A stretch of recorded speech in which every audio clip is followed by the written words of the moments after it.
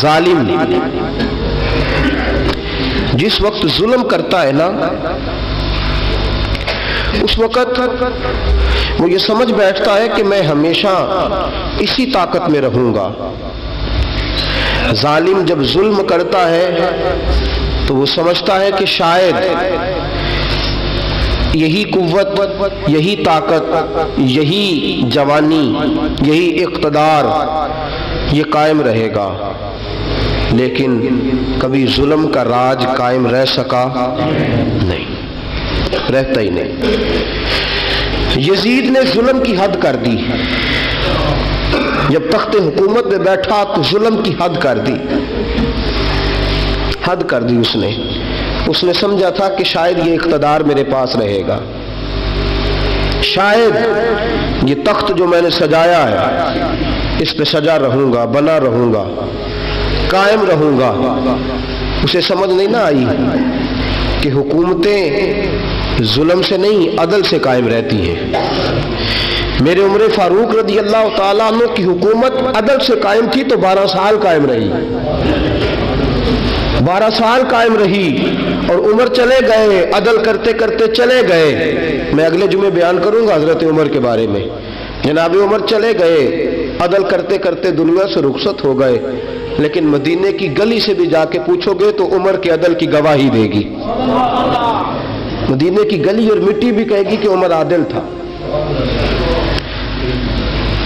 یزید نے ظلم کیا نا، پورے 4.5 سال رہا، لیکن اس کا خیال تھا کہ میں جمع رہوں گا، بنا رہوں گا، رہ سکا نہیں، رہ سکا، کیونکہ اللہ غافل ہے، اللہ کو پتہ ہے۔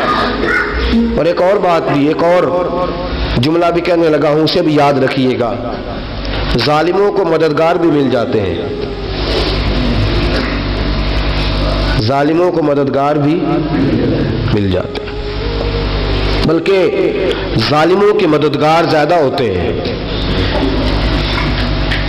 بدی جلدی پھیلتی ہے، گناہ جلدی پھیلتا ہے، ظالموں کے مددگار زیادہ ہوتے ہیں۔ یزید کو مددگار ملے، ابن سعد ملا، ابن زیاد ملا، شمر ملا، خولی بن یزید ملا، بڑے اسے مددگار ملے جو کہتے تھے کہ بالکل کوئی خطرہ ہی نہیں، دنیا تو ترستی ہے تیری دید کو، اور سب خیر ہے، ہر جگہ امن ہی امن ہے۔ یزید جب ظلم کر رہا تھا تو سمجھتا تھا مجھے کوئی نہیں پوچھے گا، کوئی میرے قریب نہیں آئے گا، لیکن یارو اس تک دنیا کا کوئی بندہ تو نہیں پہنچ سکا، لیکن اللہ کا قہر تو پہنچ گیا نا، اللہ کے انصاف کا ہاتھ تو پہنچ گیا نا، رب تو ہے نا دیکھنے والا۔ عبید اللہ ابن زیاد کے دربار میں جب سیدنا امام حسین کا کٹا ہوا سر پہنچا نا، اس نے ایک چھڑی پکڑی، اور چھڑی پکڑ کے نا تو امام حسین کے لبوں پہ مارنے لگا، کہنے لگا تجھے کہا تھا نا بات مان جا، کٹا ہوا سر تشت میں رکھا ہے، تجھے کہا تھا نا بات مان جا۔ راوی کہتا ہوں عبید اللہ ابن زیاد نے چھڑی ماری اور اس نے بے ادبی کی، کہنے لگا تو تھا ہی اس قسم کا، تیرا یہی حال ہونا چاہیے تھا معاذ اللہ۔ حضرت بریدہ اسلمی حضور کے صحابی دربار میں موجود تھے، فرمایا ابن زیاد تو برا ہے، تیرا باپ برا ہے، چھڑی پیچھے کر۔ کئی بار میں نے ان لبوں کو مصطفیٰ کو بوسے دیکھے ہوئے دیکھا ہے، پیچھے کر، پیچھے کر، ہٹا لے۔ راوی کہتے ہیں کہ 1 2 3 4 5 6 سال گزر گئے، وہی کوفے کا دربار، وہی محل، وہی تخت اور وہی تشت جس میں امام حسین کا سر رکھ کے لایا گیا تھا۔ 6 سال کے بعد مختار ثقفی حکمران بن گیا۔ مختار ثقفی نے کہا کہ میں چن چن کے ماروں گا وہ بندے جنہوں نے امام حسین کو قتل کیا تھا۔ 1 نہیں 2 نہیں 4 نہیں 6000 بندہ مارا اس نے، چن چن کے۔ راوی کہتے ہیں کہ یہ ابن زیاد 30,000 فوج لے کے نہر فرات کے کنارے میدان کربلا کے سامنے آیا اور اس نے جہاد کیا۔ مختار ثقفی نے ابراہیم بن مالک کو بھیجا، فرمایا جاؤ قتل کر کے لاؤ۔ لڑائی شروع ہو گئی، یکم محرم کو ہوئی تو پھر بند ہو گئی، پھر 5 کو شروع ہو گئی، پھر 7 کو شروع ہو گئی، 10 محرم کا دن آ گیا 6 سال کے بعد، وہی ظہر کا وقت آ گیا، وہی عبید اللہ ابن زیاد جس نے امام حسین رضی اللہ تعالیٰ عنہ کو قتل کروایا تھا، وہ گرا ہوا ہے اور زمین پہ گرا ہے، اس کی گردن پہ ابراہیم بن مالک نے پیر رکھا اور اس کی گردن کو کاٹ کے تشت میں رکھا، اور تشت میں رکھ کے جب اس نے کوفہ بھیجا، وہی تخت جس پہ عبید اللہ ابن زیاد نے بیٹھ کے امام حسین کے مبارک لبوں پہ چھڑی ماری تھی، اسی تشت پہ رکھ کے جب اسی عبید اللہ ابن زیاد کا سر سامنے رکھا تو کوفے کے اس دارالخلافہ کے ایک کونے سے ایک بابا بولا اور بول کے کہنے لگا، لوگوں گواہ رہنا میرا رب بڑا عادل ہے، گواہ رہنا اللہ بڑا عادل ہے۔ چیختا ہے، کونے سے پکارتا، کہتا لوگوں عدل ہو گیا، انصاف ہو گیا، عدل ہو گیا، انصاف۔ دیکھو دیکھو، جب حسین کا سار آیا تھا، ابن زیاد نے گستاخی کی تھی تو کونے سے آوازیں نکلنے لگی تھی کہ زیاد برا ہے، حسین اچھا ہے۔ آج ابن زیاد کا سار آیا ہے، آواز پھر کونے سے نکلی ہے، لیکن آواز کیا گونج رہی ہے؟ آواز پھر وہی گونج رہی ہے، زیاد ابن زیاد برا تھا، حسین کو اللہ نے بڑی عزت عطا فرما رکھی۔ مکافات عمل، مکافات عمل، اللہ غافل نہیں ظالم جو کام کرتے، اللہ غافل نہیں۔ 6 سال کے بعد وہی دن، وہی وقت، وہی گھڑی، وہی لمحہ، وہی سارا نظام، وہی دربار، انسان ڈرتا نہیں، انسان باز آتا، عبرت پکڑتا۔ ابن زیاد اس وقت کہتا تھا کہ میں جاؤں حسین کے پاس، یہ میں جو ہوتی ہے یہ مروا دیتی ہے۔ شیطان نے کہا تھا آنا خیر منہم، میں بہتر ہوں، بس ختم ہو گیا، ختم ہو گیا۔ ابن زیاد قتل ہوا، وہی تاریخ، وہی زمانہ، اللہ کریم نے اس کو ذلت کی موت دی، مرا، اور 30,000 فوج لے کے نکلا تھا، پھر بھی بچ سکا نہیں۔ یہ ابن زیاد کا حال ہوا۔ ابن سعد صحابی کا بیٹا تھا، نبی پاک علیہ السلام کے پیارے صحابی کا بیٹا تھا، جناب سعد بن ابی وقاص کی اولاد تھی، لیکن یاد رکھنا اگر ایک صحابی کا بیٹا یزید بن سکتا ہے تو دوسرے کا ابن سعد بھی بن سکتا ہے۔ اور صرف یوں ہی توجہ نہ کیا کرو، ابو جہل کا بیٹا بھی تو صحابی رسول بن گیا تھا نا، یخرج الحی من المیت و یخرج المیت من الحی، رب فرماتے میں زندوں سے مردے اور مردوں سے زندے نکال دیا کرتا ہوں۔ میں کبھی کبھی کعبے کے اندر بت بھی رکھوا دیتا ہوں، گھر میرا اور میرے ہی شریک اس گھر کے اندر راج کرتے رہتے، میری بے نیازی ہے، کچھ کا کچھ کر دیتا ہوں۔ ابن سعد مختار حکمران بنا تو مختار ثقفی نے ابن سعد کے بیٹے حفص کو بلایا، اور مزے کی بات یہ ہے کہ مختار جو بعد میں حکمران بنا نا، بڑی یاری تھی اس کی ابن سعد کے ساتھ۔ جتنے قاتلان امام حسین تھے وہ کوفہ چھوڑ کے بھاگ گئے، دوڑ گئے۔ اور ایک بات یاد رکھنا، ظالم بزدل ہوتا ہے، ظالم بزدل ہوتا ہے، اس کے اندر وہ اطمینان نہیں ہوتا، تو ڈر لگتا۔ بھاگ گئے سارے کوفہ چھوڑ کے، لیکن ابن سعد نے کہا مختار میرا یار ہے، مجھے کچھ نہیں کہے گا۔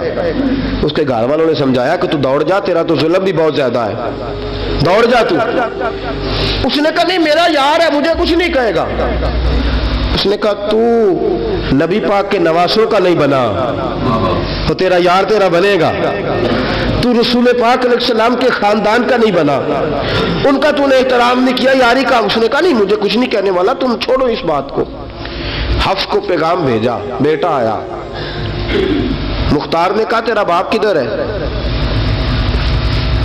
اس نے کہا جی ابا جی اب باہر نہیں نکلتے، بس گھر کے کونے میں بیٹھ کے اللہ اللہ کرتے ہیں۔ اس نے کہا اچھا کیا کرتے ہیں؟ کہا جی گوشہ نشین ہو گئے۔ اس نے کہا اب تیرا باپ گوشہ نشین ہوا ہے؟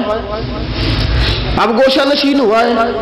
بھیڑیے سے لومڑی نے کہا کہ جاؤ شکار کر لو، تو بھیڑیا کہنے لگا بوڑھا ہو گیا تھا نا، بھیڑیا کہنے لگا نہیں میں نیک ہو گیا ہوں، میں نے شکار کرنا چھوڑ دیا ہے۔ میں کسی جانور کو تنگ نہیں کرتا. تو لومڑی کہنے لگی نہیں بادشاہ سچی بات کر, اب تجھ سے دوڑا ہی نہیں جاتا, اب شکار پکڑا جاتا, اب تجھ سے دوڑا نہیں جاتا پکڑا, اب تیرے اندر آج بھی طاقت آئے تو کم کرے نہ, تو اب بھی چھوڑنے والا, اب تجھ سے دوڑا نہیں جاتا.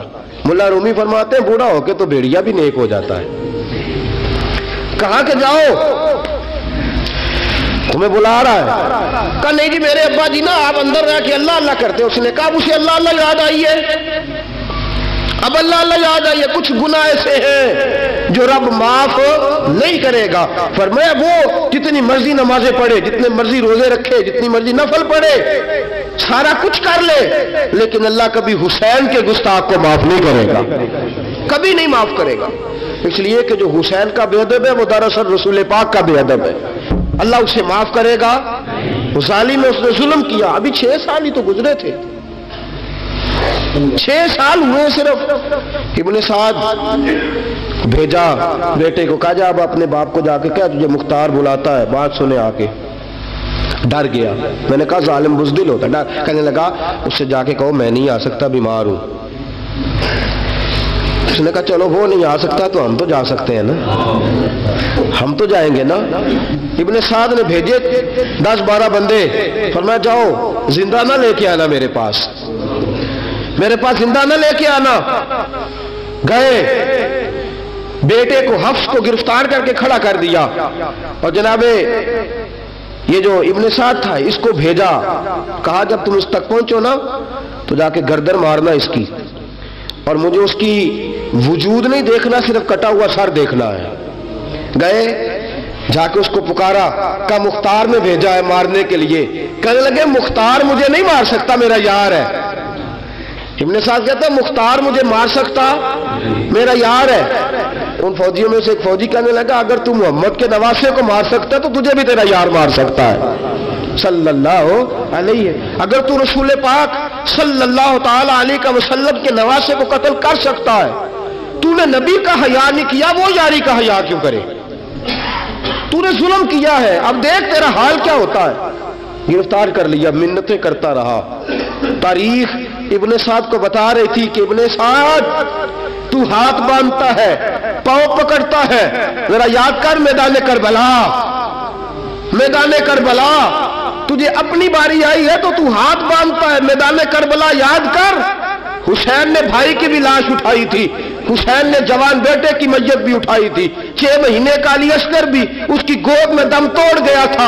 اس کی بیٹیاں پیچھے تھی, بہن پیچھے تھی, بھانجیاں پیچھے تھی, بھتیجیاں پیچھے تھی, لیکن حسین نے ایک بار بھی ہاتھ نہیں باندھے. یہ کون ہے اٹا ہوا, غبار سے پھٹا ہوا, ہزاروں کوفیوں کے درمیان وہ اکیلا ہی ڈٹا ہوا.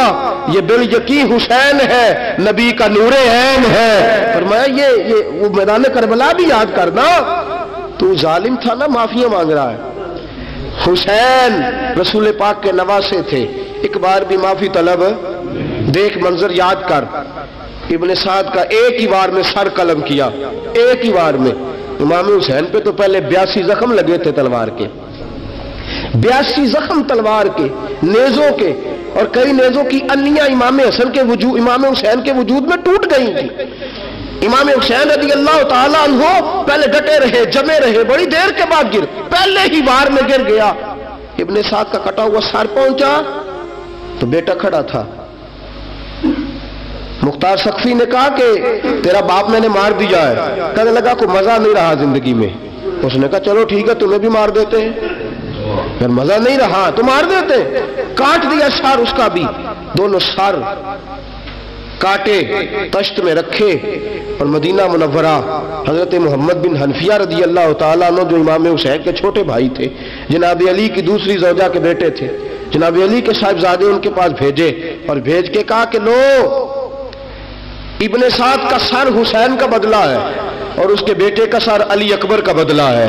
جب محمد بن حنفیہ کے پاس پہنچے تو آپ نے فرمایا یہ کمینوں کے سر میرے بھائی کے سر کا بدلہ ہو ہی نہیں سکتے, یہ کہاں حسین کا بدلہ ہو سکتے ہیں. وہ حسین ابن علی, وہ حسین ابن علی, حسین ابن علی کی شان رفت کوئی کیا جانے, حسن جانے, علی جانے, نبی جانے, خدا جانے. وہ حسین ابن علی کہ باپ جنہ دا ہر میدان اندر لڑدا رہا سی کل ایمان بن کے، ماں جنہ دی سجدۃ النساء ہوئے تے نانا عرش تے جاوے مہمان بن کے۔ فرمایا یہ حسین کا بدلہ ہو سکتے ہیں؟ وہ خولی بن یزید، خولی بن یزید جس نے امام حسین کا سر کاٹا تھا، پتہ چلا نا، دیکھیں نا امام حسین کو کتنے موقع ملے تھے کربلا سے جانے کے، پہلے موقع پر ہی اور بن یزید نے کہا کہ امام آپ جانا چاہیں تو میں رستے کھول دیتا ہوں، آپ تشریف لے جائیں۔ امام حسین نے فرمایا میں علی کا بیٹا ہوں، دوڑوں گا نہیں، میں دوڑوں گا نہیں، میں نہیں جانے والا۔ خولی بن یزید دوڑ گیا، کوفہ چھوڑ کے دوڑ گیا اور کسی دور دراز علاقے میں جا کے ڈیرا لگا لیا۔ پھر وہاں سے واپس آیا کہ کسی نے کہا امن ہو گیا، آجا، آ گیا دوبارہ کوفے۔ مختار کو پتا چلا کہ آ گیا ہے، پھنس گیا ہے، گھر پہنچ گیا ہے۔ اس کی بیوی جو تھی نا خولی بن یزید کی، بڑی محبت کرتی تھی نبی پاک کے خاندان کے ساتھ، حضور کے خاندان کے ساتھ بڑی محبت کرتی تھی، اور محبت والوں کا انداز پتہ کیا ہے؟ رنگے چمن پسند، نہ پھولوں کی بو پسند، ہم کو ہے وہ پسند جسے آئے تو پسند، یہ انداز ہے۔ انداز محبت یہ ہے کہ نبی پاک کا غلام نہ ہو، سگا چچا بھی ہو تو مانتے نہیں، غلام نہ بنے، سگا چچا بھی ہو تو مانتے نہیں، اور نبی پاک علیہ السلام کا غلام ہو، چاہے حبش کا رہنے والا بلال ہی کیوں نہ ہو، سردار مانتے ہیں۔ یہ انداز محبت ہے۔ وہ بیوی بڑی محبت کرنے والی تھی، اس نے پیغام بھیجا، اس نے کہا آ گیا ہے گھر، بندے بھیجے، کہا جاؤ خولی کو پکڑ کے لاؤ۔ مختار نے کہا جلدی لاؤ، حکمران نے حکم دیا لاؤ، پکڑ کے گئے، گھر کے اندر گئے تو چھپ گیا۔ چھپا کہاں؟ ٹوکرے کے نیچے۔ میں نے کہا ظالم بزدل ہوتے، ایک ٹوکرے کے نیچے چھپ گیا۔ بیوی سے کہنے لگا، ان سے کہنا میں گھر کوئی نہیں، ان سے کہو میں گھر نہیں۔ بیوی کہنے لگی چلو ٹھیک ہے۔ دروازے پہ گئی، وہ کہنے لگے ہم خولی بن یزید کو گرفتار کرنے آئے ہیں۔ منہ سے پکار کے کہنے لگی گھر کوئی نہیں، منہ سے، اور ہاتھ کے اشارے سے کہنے لگی وہ ٹوکرے کے نیچے چھپا ہوا ہے۔ منہ سے کہنے لگی کوئی نہیں گھر، تاکہ سن لے، اندر سن لے۔ منہ سے کہنے لگی کوئی نہیں، ہاتھ کے اشارے سے کہنے لگی چھپا ہوا ہے ٹوکرے کے نیچے۔ گئے، جا کے ٹوکرا ہٹایا، اپنے پاس بہت ساری دولتیں اور جائیدادیں وہ ساری دے دی۔ کہنے لگا یہ میرے پاس کتنا پیسہ ہے، یہ بہت سے کاغذات ہیں، یہ کتنے زیورات ہیں، لے لو، مجھے چھوڑ دو۔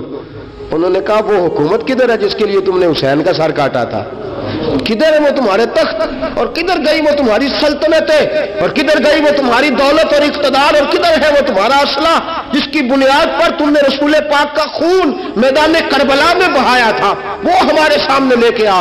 کہنے لگا یہ تھوڑے سے انعامات جو میں نے اکٹھے کیے تھے، یہ دنیا کی گندی دولت، اس کے لیے میں نے میدان کربلا میں امام حسین کا مبارک سر مبارک تن سے جدا کیا تھا، لے لو، مجھے چھوڑ دو۔ انہوں نے کہا نہ دنیا میں لے تجھے چھوڑیں گے، اور نہ اللہ ہی تجھے قیامت کے دن چھوڑے گا۔ گرفتار کر کے لائے، گرفتار کر کے لائے۔ مختار نے کوفے کے بازاروں کے اندر اعلان کیا کہ آؤ باہر نکلو، تمہیں بتاؤں حسین ابن علی کا خاندان گرفتار کر کے انہی کوفے کی گلیوں میں پھرایا گیا تھا نا، یہی گھمایا گیا تھا، آؤ تمہیں دکھاؤں خدا کا انتقام اور اللہ تبارک و تعالیٰ کا انصاف تمہیں دکھاؤں، آؤ میدانوں میں نکلو، گھروں سے باہر آؤ۔ مختار ثقفی اگرچہ بندہ آباد میں یہ بھی ٹھیک نہ نکلا، لیکن بعض اوقات میرے نبی پاک علیہ السلام نے فرمایا اللہ اپنے دین کا کام اپنے نافرمان سے بھی لے لیا کرتا ہے، اس نے کام لینا ہو فاسق سے بھی لے لیتا ہے۔ اللہ نے لے لیا کام، نکلو میدانوں میں، نکلے باہر، چوک بھر گئے، گلیاں بھر گئیں، کوفے کے محلات بھر گئے۔ مختار نے کہا لوگوں 6 سال پہلے کی تاریخ بھی ذہن میں رکھنا، اور آج کا دن بھی تم کبھی مجیب و خولی بن یزید ہے کہ یہ نعرے لگاتا تھا کوفے کی گلیوں میں کہ میں نے حسین کا سر کاٹا ہے، میں نے حسین کا سر کاٹا۔